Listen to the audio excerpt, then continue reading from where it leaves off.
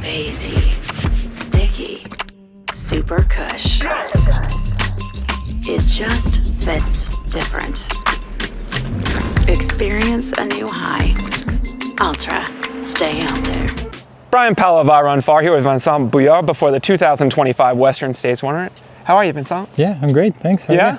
Welcome to Olympic Valley. Thank you. It's been 10 months since you won UTMB. That's probably enough time to have some perspective on that. What are your thoughts almost a year later? Well, honestly, more than anything, I'm happy and grateful. I think for sure I worked hard to get to where I'm at, but I'm also very lucky and grateful to be here, to be able to enjoy having fun doing this sport, and participating to events like this weekend is pretty special. So just reflecting on it is a lot of happiness and excitement for continuing on this journey of having fun with it. Yeah, you've already run races since then. You ran Chianti and now you're here.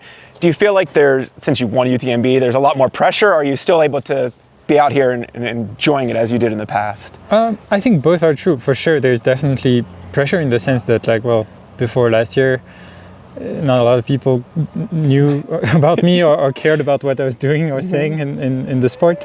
That's different, but at the same time, it doesn't prohibit from still enjoying the activity of trail running and approaching a competition in a similar way. At the end of the day, it's still for me a way to try and prepare myself in the best way and execute a race strategy. So some things have changed for sure, but the approach truly of what I'm trying to get to is not different. Yeah, I mean, because you have changed from being a full-time person working in product at Hoka to now working half-time. And I've seen lots of people make a transition from full-time to part-time or full-time to pro athlete, and things change. Training becomes work rather than training being fun and enjoyment. Yeah, no, it's true. There's definitely a big transition of trying to set the right balance, which was the purpose for me in transitioning to part-time. Was there has been a lot of tension after my UTMB last year of I won with a full-time job. Yes, but I guess my purpose is not to show that we have to do 150% in every area of life. I'm much more happier doing things more reasonably, doing fewer but doing better, and that's kind of been the mantra of this first half of the year, is to maybe be a little bit more reasonable on what we do, but executing that, trying to do it better. Yeah. So does that mean in your training volume, you've not gone to 150% of what was successful for you at UTMB? Yeah, totally. That's actually, my training volume hasn't changed that much. What's changed the most is I've added some time in the gym, lifting weight, which I used to do, but not with the same amount of precision. And I have a strength training coach that's helped me since the beginning of the year. And then the other thing that's changed, I think, is that while I have similar or same amount of hours, I put more quality into when they happen. Before, it used to be I start work at whatever hours, I need to wake up and run between 5 and 7 a.m. or something. Now I have the comfort of I'm going to prioritize my sleep and going running when it's best for my metabolism, and trying to optimize some of the invisible training side. So it's optimizing the training and recovery rather than doing more. Exactly. Yeah, trying to recover better, trying to not rush through some training weeks, and maybe put a little bit more quality before I try and change the quantity aspect. And you've been a runner for a long time, but your running has taken a step up, undoubtedly winning UTMB. You're stronger than you've ever been. Yes. I think. Yeah, for sure. I can't deny that. That was a breakthrough, unexpected in the sense that I was not going in for the win or nothing. I still look at my, sport journey in the sport as a progression. UTMB is not the longest effort I've done. I've done some longer things on the bike, solo, not on the race setup.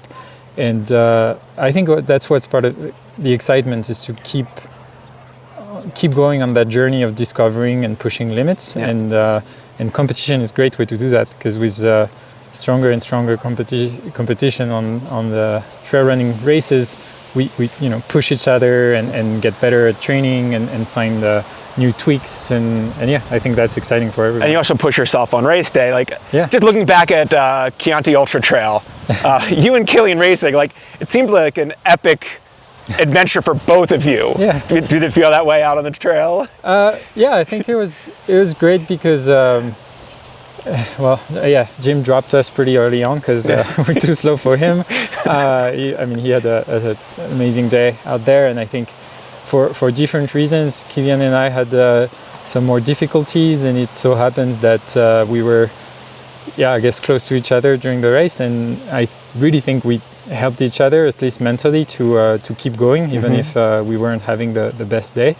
And I think it's definitely an illustration of it's a competition, it's a battle, but especially on ultra distances, we go fast, but it's a relative fast. We're able to chit chat. We're not like a VO2 max level effort, and so that's definitely I think a very cool part of this type of competition. Yeah. So coming here to Western States, it's very different than a UTMB or some of the races in Europe. You can have crews at those races, but here it feels like crew and pacers are even a bigger component. Yeah. What does that look like for you here at Western States for the first time? Yeah, I think it's really exciting because I've always liked to prioritize races not too far from where I live. So this is, I guess, not a good example in the sense of I'm coming all the way from Europe, where I live since a year ago now. But I've lived on the West Coast for 5 years. We were in Southern California and then up in Oregon. And what's really cool about this weekend is that my wife and I did travel from Europe, but outside of that, all of our crew is from the West Coast. So it's all of our friends and community that is going to share that weekend of racing with us, and I think that's really special because there's beauty of purchasing solo effort and FKTs and things, but the community aspect of the sport is really beautiful, and we could do Western State without crewing. It would just look very different and probably a little bit slower. Yeah. And so it's really fun to plan out your strategy. It's an ultra for the crew. It's a super hard, taxing day for the entire crew. And I think I've done it once myself on the crew side in 2021 here at Western, and I very much remember it's a super exciting day as well. So I'm excited for that. Yeah. Who's pacing you? Who's trying to keep up? I have two friends. Both live in Portland, in Oregon, and. Forrest Chong is one of them. He actually paced me for my first 100K at Gorge Waterfall in Oregon. And the other one, Brandon Johnson, is a good friend of mine and colleague at Hoka. I guess he's more on the road marathon side, but he's tipped into trail before. It's not his first exercise at pacing ultra runners, actually. So I'm excited to have both help me out on course. Nice. Well, you are involved in innovation at Hoka. Here on the footwear side. I don't want to I'm not trying to get what actual shoe you're wearing, but so you've seen the course before. You know what it's like. What kind of qualities would you want in a shoe to run Western States? So I've seen all the course but the first 50K. I haven't gotten a chance. I actually like that I get a little bit of surprise the first few hours.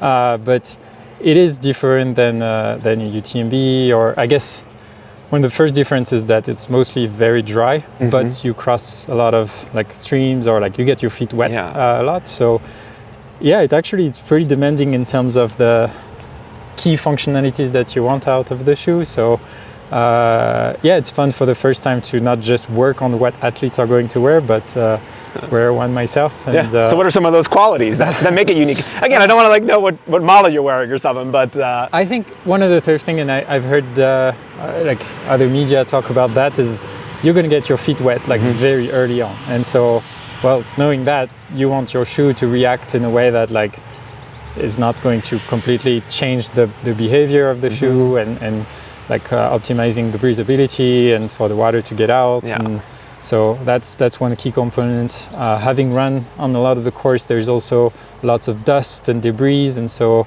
I don't know if a gaiter is mandatory, but like having at least being aware that you can have debris get inside is also a big factor. Yeah, and then it's a lot of people say like, yeah, it's California carpet, which I agree. It's not the most technical trail. It's still a trail. Like, I wouldn't want to run this with a full-on like road marathon shoe, like especially with the pace at which we're going to go. Like we get really tired, and so the trail gets, I guess, relatively more challenging than it would be on just a single section. So so you're not a true road super shoe with a full carbon plate. You have to have something that's a little more adaptable. Yeah. All right. Well, thank you and best of luck out there, Vincent. Thank you so much. Yeah, pleasure.